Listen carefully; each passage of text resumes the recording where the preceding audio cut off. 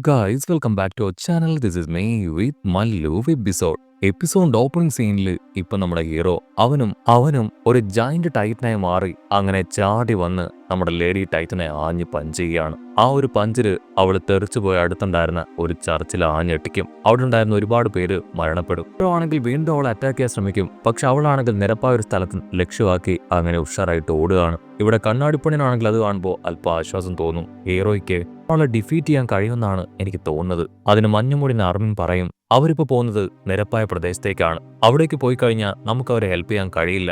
ബിൽഡിങ്ങുകളോ ഒന്നും തന്നെ ഇല്ലാത്തതുകൊണ്ട് 3D ഗിയർ മാനുവൽ ഉപയോഗിച്ച് നമുക്ക് അവരെ സപ്പോർട്ട് ചെയ്യാൻ കഴിയില്ല. കണ്ണാടിപ്പണ്ണാണെങ്കിൽ രണ്ട് ഭാഗത്തൂടെ പോയി ഹീറോയെ എങ്ങനെയെങ്കിലും സപ്പോർട്ട് ചെയ്യാൻ സോൾജിയേഴ്സിനോട് പറയും. ഇവിടെ ഹീറോയും ലേഡി ടൈറ്റനും അവർ രണ്ടുപേരും നിരപ്പായ പ്രദേശത്തൂടെ ഓടി ഇപ്പൊ നേർക്ക് നേർ അങ്ങനെ ഫേസ് ടു ഫേസ് വന്ന് നിൽക്കുകയാണ്. അവരുടെ ഓട്ടത്തിനിടയിൽപ്പെട്ട് ഒരുപാട് പേര് മരിച്ചു പോവാണ്. ഹീറോ ആണെങ്കിൽ ഇപ്പൊ ആനിയോട് ചോദിക്കും, എനിക്ക് തുടക്കം മുതലേ എനിക്ക് ചെറിയ സംശയം ഉണ്ടായിരുന്നു. എന്റെ ഫൈറ്റിംഗ് സ്കില്ല് കണ്ട് ഇംപ്രസ്ഡ് ആയി. ഇത് ശരിക്കും നല്ലൊരു ഫൈറ്റിംഗ് സ്കില്ലാണെന്ന് പറഞ്ഞപ്പോ നീ പറഞ്ഞു ഇതുകൊണ്ട് യാതൊരു പ്രയോജനവും ഇല്ല, ഇത് യൂസ്ലെസ് ആണെന്ന്. ആ സമയം മുതൽ എന്തുകൊണ്ടാണ് അങ്ങനെ പറഞ്ഞതെന്ന് ഞാൻ ആലോചിക്കുകയായിരുന്നു. സത്യത്തിൽ നിന്റെ ലക്ഷ്യം അതെന്താണ്? ഇത്രയും പേരെ കൊല്ലാൻ മാത്രം എന്താണ് നിന്റെ ലക്ഷ്യം എന്ന് ചോദിക്കും. അത് കേട്ട് അവളാണെങ്കിൽ ഉത്തരം പറയാതെ ഹീറോയെ അറ്റാക്ക് ചെയ്യാൻ ശ്രമിക്കും.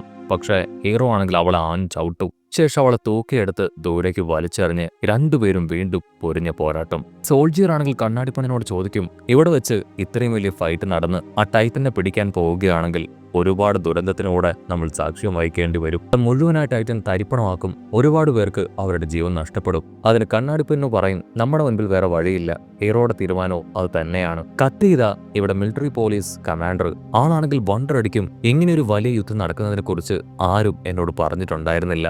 ഉടനെ കമാൻഡർ നെയിലിനോട് അവിടെയുള്ള സോൾജിയേഴ്സ് പറയും, നമ്മുടെ ഒരുപാട് സോൾജിയേഴ്സും ഇവിടെയുള്ള ജനങ്ങളും കൊല്ലപ്പെട്ടുകൊണ്ടിരിക്കുകയാണ്. അത് കേട്ട് നെയിലിന് കൺട്രോൾ പോയി. ഇപ്പോ കമാൻഡർ സ്പിറ്റിന് നേരെ തോക്ക് പോയിന്റ് ചെയ്ത് അതിനുശേഷം ആളുടെ ഡ്രസ്സിൽ കയറി പിടിച്ച്, നീ ഇത് മുൻകൂട്ടി തന്നെ പ്ലാൻ ചെയ്തതാണോ? അതിന് കമാൻഡർ പറയും, അതെ, ഇത് പ്ലാൻ ചെയ്ത് എക്സിക്യൂട്ട് ചെയ്ത ഒന്നാണ്. അതിനവൻ ദേഷ്യപ്പെട്ടു പറയും, ഇതൊരു പ്ലാൻ നിനക്കുണ്ടായിരുന്നുവെങ്കിൽ എന്തുകൊണ്ട് ഇവിടെയുള്ള കമാൻഡറായ എന്നെ നീ അറിയിച്ചില്ല? നീ ചെയ്തത് വലിയ തെറ്റ് തന്നെയാണ്. നൈലിനാണെങ്കിൽ കൺട്രോൾ പോവും. നീ എടുത്തത് ഒരു ശരിയായ കാര്യമാണെന്ന് നിനക്ക് തോന്നുന്നുണ്ടോ? മനുഷ്യരാശിയുടെ സംരക്ഷണത്തിന് ഈ ഒരു പോരാട്ടം ഉതകുവോ?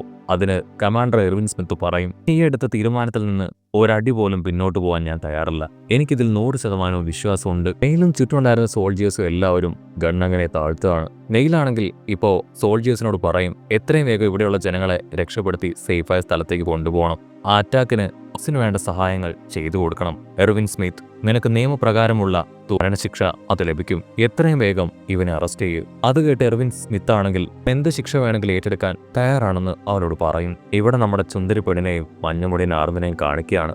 അവനാണെങ്കിൽ ഇപ്പോ ആനി ടൈറ്റനെയും നമ്മുടെ ഹീറോയെ നോക്കും. ഹീറോയുടെ മനസ്സിൽ അപ്പോഴും മുടിയൻ ആർമിൻ പറഞ്ഞ കാര്യങ്ങൾ തന്നെയായിരിക്കും മുഴങ്ങി കേൾക്കുക. എന്തെങ്കിലും ഒന്ന് സാക്രിഫൈസ് ചെയ്താൽ മാത്രമേ മറ്റൊന്ന് നേടിയെടുക്കാൻ കഴിയൂ. എന്റെ ഉള്ളിലെ ആ ഒരു ഹ്യൂമാനിറ്റി അതിപ്പോ എനിക്ക് മറന്നേ പറ്റൂ. ഹീറോ ആണെങ്കിൽ ആ കാര്യങ്ങൾ ഓർത്ത് ഇപ്പൊ ആനി അറിഞ്ഞ പുറജാട്ടിക്കും. പക്ഷെ ആനിയാണെങ്കിൽ അവന്റെ അറ്റാക്ക് എല്ലാം തന്നെ അങ്ങനെ ബ്ലോക്ക് ചെയ്ത് തട്ടിത്തെറിപ്പിക്കുകയാണ്. ആനി ആരോ അവളുടെ പേര് വിളിക്കുന്ന ശബ്ദം അവൾ കേൾക്കും. ഇവിടെ ഹീറോ ആണെങ്കിൽ വിട്ടുകൊടുക്കാതെ അവളുടെ കാലിലങ്ങനെ കടിച്ചു പറിക്കും. ആനിയുടെ മനസ്സിലേക്ക് ആ ഒരു ശബ്ദം അതങ്ങനെ മുഴങ്ങി കേൾക്കുകയാണ്. ആനി, അച്ഛനെപ്പോഴും നിന്റെ പക്ഷത്ത് തന്നെയായിരിക്കും. കട്ട് ചെയ്ത് ഇവിടെ ആനി ആണെങ്കിൽ അവളുടെ കയ്യിലേക്ക് എബിലിറ്റി പവർ കൊണ്ടുവന്ന് ഹീറോയെ അങ്ങനെ തല്ലി കൊല്ലുകയാണ്. അവനെ അവളിപ്പോ തട്ടി താഴേക്കിടും. അവർ അങ്ങനെ സൂം ചെയ്ത് ഇപ്പൊ നമ്മുടെ ഹീറോയെ കാണിക്കും. അവന്റെ ഒരു കൈയും കാലും തകർന്നു പോയിരിക്കുകയാണ്. പക്ഷെ അവൻ ദേഷ്യപ്പെട്ടു പറയും, എല്ലാ ടൈറ്റൻസിനെയും ഞാൻ ഇല്ലാതാക്കും. ഗ്യാപ്പിൽ ആനിയാണെങ്കിൽ അടുത്തുള്ള മതിൽ ലക്ഷ്യമാക്കി ഉഷാറായിട്ട് ഓടും. എങ്ങനെയെങ്കിലും മതിലിന് പുറത്തു കടക്കുക എന്നതാണ് അവളുടെ ഇപ്പോഴത്തെ ലക്ഷ്യം. ഹീറോ ആണെങ്കിൽ ശരീരവുമായി അവളുടെ പിന്നാലെ ഓടി മതിലിന്റെ തൊട്ടരിയിലെത്തിയ ആനിയെ പിടിച്ചു വലിച്ച് താഴേക്കിടും. ഹീറോ ആണെങ്കിൽ ആനിയുടെ രണ്ട് കണ്ണും അങ്ങനെ കുത്തി പൊട്ടിക്കുകയാണ്. വേദന കൊണ്ട് ആനി ഉച്ചത്തിൽ നിലവിളിച്ച് ഇപ്പൊ ഹീറോയെ അത്തിച്ച് താഴെയിടും. ആനിയാണെങ്കിൽ വിട്ടുകൊടുക്കാതെ അവളുടെ സ്പെഷ്യൽ എബിലിറ്റി ഉപയോഗിച്ച് ആ മതിൽ അങ്ങനെ മുകളിലേക്ക് പിടിച്ചു കയറുകയാണ്. ഹീറോ ആണെങ്കിൽ അവളുടെ കാല് കടിച്ചു പറിക്കും. ആനി ചവിട്ടി നോക്കും, പക്ഷേ ഹീറോ വിട്ടുകൊടുക്കില്ല. അവളാണെങ്കിൽ അവളുടെ കാല് തന്നെ സാക്രിഫൈസ് ചെയ്ത് മുകളിലേക്ക് കയറും. ഹീറോയ്ക്കാണെങ്കിൽ ഒന്നും ചെയ്യാൻ കഴിയാത്ത അവസ്ഥ. അടുത്ത നിമിഷം ചുന്ദരിപ്പെണ്ണാണെങ്കിൽ അവിടേക്ക് ചാടി വന്ന് അവളുടെ കൈവിരലുകൾ വെട്ടിയെറിയും. ആനി, നിനക്ക് രക്ഷപ്പെടാനാവില്ല എന്ന് പറയും. അപ്പോ വീണ്ടും ഫ്ലാഷ് ബാക്ക് കാണിക്കും. അവളുടെ അച്ഛനാണെങ്കിൽ നീയുടെ കൈ പിടിച്ച് പറയും, ഈ ലോകം മുഴുവൻ നിനക്കെതിരെ തിരിഞ്ഞാലും നീ വിട്ടുകൊടുക്കാനായിട്ട് പാടില്ല. ഞാൻ സ്വതന്ത്രനായി നീ എനിക്ക് വാക്ക് തരൂ, നീ തിരികെ വരുമെന്ന്. അവളുടെ അച്ഛനാണെങ്കിൽ ഇപ്പോൾ അവളോട് പ്രോമിസ് ചെയ്ത് വായിക്കാനായിട്ട് തുടങ്ങും. കട്ട് ചെയ്ത ഇവിടെ പ്രസന്റിൽ മഴ വീണ അവളെയാണെങ്കിൽ ഇപ്പോൾ ഹീറോ അറഞ്ചം പുറഞ്ച് ആഞ്ഞടിച്ച് അവളുടെ നോവ് ഭാഗം കടിച്ചെടുക്കുകയാണ്. കണ്ണാടി പെണ്ണാണെങ്കിൽ വിളിച്ചു പറയും ഇങ്ങനെ പോവുകയാണെങ്കിൽ ഹീറോ പയ്യൻ മുഴുവനായിട്ടും വിഴുങ്ങും, അങ്ങനെ സംഭവിക്കാൻ പാടില്ല. ഹീറോ ആണെങ്കിൽ ഇപ്പോൾ ആ ഒരു ടൈറ്റൻ ബോഡിയിലുള്ള ആനയെ നോക്കും, അവൾ കരയാണ്. അവൻ ഒരു സെക്കൻഡ് പകച്ചു നിൽക്കുന്ന ആ സമയം കൊണ്ട് അവളൊരു പ്രത്യേകതരം ലൈറ്റിംഗ് പവർ അത് പുറത്തേക്ക് എടുത്ത് അവളുടെ ബോഡിയായിട്ട് ലയിപ്പിക്കുകയാണ്. അടുത്ത നിമിഷം ക്രിസ്റ്റൽ പോലെയുള്ള എന്തോ ഒന്ന് ഇപ്പോൾ ആനയുടെ ബോഡി കംപ്ലീറ്റ് ആയിട്ട് കവർ ചെയ്ത് അതിലേക്ക് നമ്മുടെ ഹീറോയും അബ്സോർബ് ചെയ്തെടുക്കാൻ ശ്രമിക്കുകയാണ്. അത് കണ്ട ക്യാപ്റ്റൻ ലീവായ് ആണെങ്കിൽ ചാടി വീണ് അതങ്ങനെ വെട്ടിത്തെറിപ്പിച്ച് അതിൽ നിന്ന് പുറത്തെടുക്കും. നമ്മുടെ സുന്ദരിപ്പൻ മിക്കാസ ആണെങ്കിൽ ഹീറോ എങ്ങനെ ഇറുക്കി പിടിക്കുമ്പോൾ ഇവിടെ ആനി ആ ഒരു ക്രിസ്റ്റൽ മുഴുവനായിട്ടും കവർ ചെയ്യുകയാണ്. അപ്പോഴായിരിക്കും മറ്റൊരു കാര്യം വെളിവാക്കപ്പെടുക. വർഷം 748 ഒരു ഖനി മേഖലയിൽ വർക്ക് ചെയ്യുന്ന ഖനി തൊഴിലാളി. ആൾക്കാണെങ്കിൽ ഒരു ദിവസം സുപ്രധാനമായിട്ടുള്ള ഒരാഗ്രഹം മനസ്സിലേക്ക് കടന്നു വരികയാണ്. ഈ അധ്വാനങ്ങളൊക്കെ നിർത്തി വാൾ സേനയിൽ പോയി സുഖമായിട്ട് ജീവിക്കണം. അതിനുവേണ്ടി അദ്ദേഹം ആരുടെ കണ്ണിൽ പെടാതെ കുറ്റിച്ചെടികൾക്കിടയിലൂടെ ഇപ്പോൾ വലിയൊരു തുരങ്കം പോലെ ഒന്ന് കുഴിച്ചുകൊണ്ടിരിക്കുകയാണ്. ഖനിയിൽ വർക്ക് ചെയ്യുന്ന ആളായതുകൊണ്ട് തന്നെ വളരെ എളുപ്പത്തിൽ അദ്ദേഹത്തെ കഴിഞ്ഞും 10 അടി നീളത്തിലും വീതിയിലും ഒരു വലിയ കുഴി ആരുടെ ശ്രദ്ധയിൽപ്പെടാതെ അദ്ദേഹം കുഴിച്ചു. അത്രയൊക്കെ കുഴിച്ച് മുൻപോട്ടേക്ക് പോയിട്ടും ആ മതിലിന്റെ ഓപ്പോസിറ്റ് സൈഡ് കാണാനായിട്ട് അദ്ദേഹത്തെ കൊണ്ട് കഴിഞ്ഞില്ല. മാത്രമല്ല കുഴിക്കുന്നതിനിടയിൽ മണ്ണിനടിയിൽ നിന്ന് എന്തോ ഒരു ശബ്ദം കേൾക്കും. സോ അദ്ദേഹം മനസ്സിലാക്കും ആ മണ്ണിനടിയിലും വലിയൊരു മതിലുണ്ട്, അത് തകർത്ത് അപ്പുറത്തേക്ക് പോകാൻ കഴിയില്ല. സോ ആ ഒരു വിഷമത്തിൽ നൈറ്റ് വെള്ളം അടിച്ച് താൻ ചെയ്ത കാര്യങ്ങളെല്ലാം സുഹൃത്തിനോട് പറയാനായിട്ട് അദ്ദേഹം ഒരുങ്ങും. ഇനി തൊഴിലാളിയാണെങ്കിൽ ആ കാര്യങ്ങൾ സുഹൃത്തിനോട് പറയുന്ന സമയം ആളാണെങ്കിൽ നിർത്താനായിട്ട് ആവശ്യപ്പെടും. ചുറ്റും നോക്കും, ആൾക്കാരുണ്ടെന്ന് മനസ്സിലായ ആ ഒരു സുഹൃത്താണെങ്കിൽ കാര്യം തൊഴിലാളിയോട് പറയും, നീ ചെയ്തത് വലിയ തെറ്റാണ്, ചുറ്റും ആരെങ്കിലും ഉണ്ടെങ്കിൽ ഈ കാര്യം കേട്ടറിഞ്ഞാൽ നിനക്ക് വലിയ പണിഷ്മെന്റ് ലഭിക്കുമെന്ന് പറയും. സോ അവിടുന്ന് അങ്ങനെ കട്ട് ചെയ്ത ഇതിലേക്ക് തിരികെ പോയ കരിത്തൊഴിലാളിയാണെങ്കിൽ പിറ്റേ ദിവസം ആളുടെ ജോലിക്കായി മടങ്ങി വന്നില്ല. അദ്ദേഹത്തെ കാണാത്തതിനാൽ ഇപ്പൊ അദ്ദേഹത്തിന്റെ സുഹൃത്ത് അദ്ദേഹത്തിന്റെ വീട്ടിൽ ചെന്ന് അന്വേഷിക്കും. പക്ഷെ അവിടെയും അദ്ദേഹം ഉണ്ടായിരുന്നില്ല. അദ്ദേഹത്തെക്കുറിച്ച് അറിയാവുന്ന ആരും തന്നെ ആ ഭാഗത്തില്ല. സോ സുഹൃത്താണെങ്കിൽ ഗരിസൺ വില്ലേജിൽ ഈ കാര്യം അറിയിക്കും. അതിനുശേഷം അവരെല്ലാവരും ചേർന്ന് ആ ഖനിത്തൊഴിലാളിയെ അന്വേഷിക്കുമെങ്കിലും അദ്ദേഹത്തെ കണ്ടെത്താനാവില്ല. അല്പ ദിവസങ്ങൾക്ക് ശേഷം ആ സുഹൃത്തിനെയും അവിടെ വെച്ച് കാണാതാവും. കട്ട് ചെയ്ത പ്രസന്റ് കാണിക്കും. ഇന്നും അവിടെയുള്ള എല്ലാവരും ചേർന്ന് ആ ഒരു ക്രിസ്റ്റലിനകത്ത് നിന്ന് ആനിയെ പുറത്തെടുക്കാനായിട്ട് ശ്രമിക്കുകയാണ്.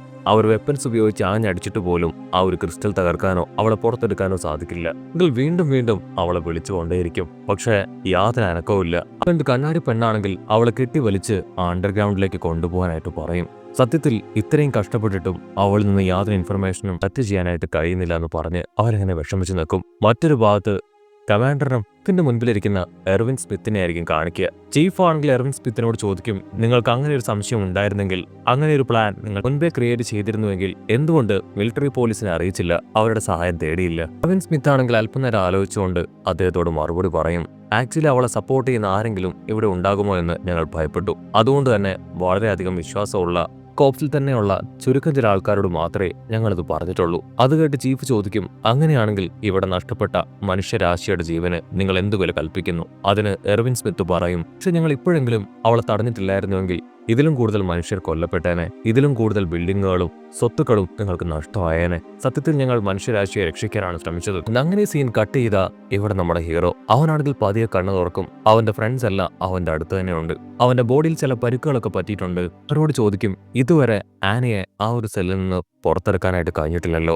അതിന് അവര് പറയും, ഇല്ല. ജിന്നിനാണെങ്കിൽ ഒരുപാട് ദേഷ്യം തോന്നും. നമ്മൾ ഇത്രയൊക്കെ കഷ്ടപ്പെട്ട് വലിയൊരു പ്ലാനൊക്കെ ഉണ്ടാക്കിയിട്ട് അവളിൽ നിന്ന് യാതൊരു ഇൻഫർമേഷനും കളക്ട് ചെയ്യാൻ നമ്മളെ കൊണ്ട് കഴിഞ്ഞില്ല. സത്യത്തിൽ നമ്മുടെ ഈ മിഷൻ അത് ഫെയിലായി പോയെന്നാണ് എനിക്ക് തോന്നുന്നതെന്ന് പറയും. യൂണിയൻ ആർമിനാണെങ്കിൽ ഹീറോയെ നോക്കും, നീ അങ്ങനെ ചെയ്തിട്ടില്ലായിരുന്നെങ്കിൽ തീർച്ചയായിട്ടും അവളെ പുറത്തെടുക്കാനും സത്യങ്ങൾ അറിയാനും കഴിയുമായിരുന്നു. ലാസ്റ്റ് മിനിറ്റ് എന്തിനാണ് അങ്ങനെ ചെയ്തത്? അത് കേട്ട് ഹീറോ ആണെങ്കിൽ തല താഴ്ത്തും. അതെ, ഒരു സെക്കൻഡ് അവളുടെ മുഖം കണ്ടപ്പോൾ എന്റെ മനസ്സൊന്ന് പതറിപ്പോയി. എനിക്ക് അവളെ പുറത്തേക്ക് എടുക്കാൻ തോന്നിയില്ല, കൊണ്ടാണ് ഇങ്ങനെയൊക്കെ സംഭവിച്ചതെന്ന് പറയും. ഉടനെ ഒരു സോൾജിയർ അവിടേക്ക് വന്ന് മഞ്ഞമുടിയൻ ആർമിനെയും ജിന്നിനെയും അവിടുന്ന് വിളിച്ചുകൊണ്ട് പോകും. ഇവിടെ ഹീറോ ആണെങ്കിൽ സുന്ദരിപ്പണ്ണ മിക്കാസയോട് പറയും, ആ ടൈറ്റൻ രൂപത്തിൽ നിന്ന് ഞാൻ പുറത്തേക്ക് വന്നപ്പോൾ എനിക്ക് മരിച്ചു പോകാനാണ് തോന്നിയത്. ഇങ്ങനെയൊരു ജീവിതം കൊണ്ട് യാതൊരു യൂസും ഇല്ലാത്തതുപോലെ തോന്നി. കാസിയാണെങ്കിൽ അവന്റെ കൈ പിടിച്ച്, നീ തിരികെ വന്നതിൽ എനിക്ക് ഒരുപാട് സന്തോഷമുണ്ടെന്ന് പറഞ്ഞ് പൊട്ടിക്കരയും. അതേസമയം ജിന്നാണെങ്കിൽ ഇപ്പൊ മഞ്ഞമുടിയൻ ആർമിനോട് ചോദിക്കും, നമ്മുടെ ഉള്ളിലെ മനസാക്ഷി അതെടുത്തു മാറ്റിയാൽ മാത്രമല്ലേ എന്തെങ്കിലും നേടാൻ കഴിയൂ?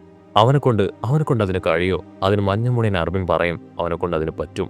അത് കേട്ട് ഇപ്പൊ ജിന്നാണെങ്കിൽ അവന്റെ മുഖത്ത് നോക്കി ചോദിക്കും, മനുഷ്യത്വം അത് മാറ്റിവെച്ച് നമ്മളൊരു കാര്യം ചെയ്യുമ്പോൾ സത്യത്തിൽ നമ്മളും മൃഗങ്ങളായി തീരല്ലേ? കത്ത് ചെയ്ത ഇവിടെ ഡെർവിൻ സ്മിത്ത്. ആളാണെങ്കിൽ അവിടെയുള്ള ഓഫീസേഴ്സിനെ എല്ലാം തന്നെ കാര്യങ്ങളെല്ലാം പറഞ്ഞ് മനസ്സിലാക്കുകയാണ്. സോ അതുകൊണ്ട് തന്നെ തൽക്കാലത്തേക്ക് ആ സമൻസ് പിൻവലിച്ച് അവിടെയുള്ള ചീഫ് ആണെങ്കിൽ ആനിയിൽ നിന്ന് കൂടുതൽ ഡീറ്റെയിൽസ് കളക്ട് ചെയ്യാനും അവിടെയുള്ള ബാക്കിയുള്ള ടൈറ്റൻസിനെ അവരെ കണ്ടുപിടിച്ച് കീഴ്പ്പെടുത്താനുമായിട്ട് സർവേ കോപ്സിന് ആനിയെ വിട്ടുകൊടുക്കുന്നതോടുകൂടെ ഒരു എപ്പിസോഡും അവസാനിക്കുന്നു.